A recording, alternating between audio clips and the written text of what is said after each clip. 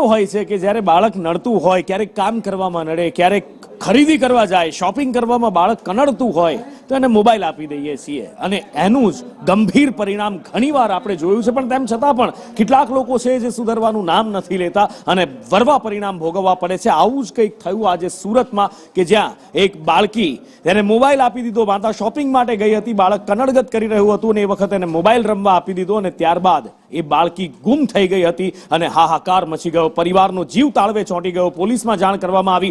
100 police જવાનો બાળકીની શોધમાં લાગી ગયા અને આખરે એ બાળકીને હેમખેમ શોધી લેવામાં આવી અને માતા પિતાને આપી દેવામાં આવી, સોંપી દેવામાં આવી. પણ આ એક આંખ ઉઘાડનારો કિસ્સો છે.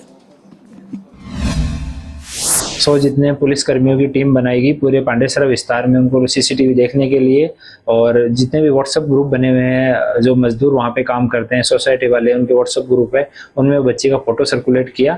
और ये इंडस्ट्रियल एरिया में हम लोग एक ऑटो पे माइक रख के उसमें अनाउंसमेंट करवाते हैं और साथ में फोटो के साथ में पुलिस वालों को बिठा देते हैं, तो अनाउंसमेंट करते रहते हैं।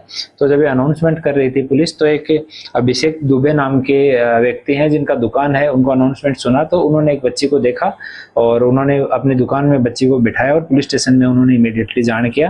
तो बच्ची मिल गई, 2 घंटे के अंदर ही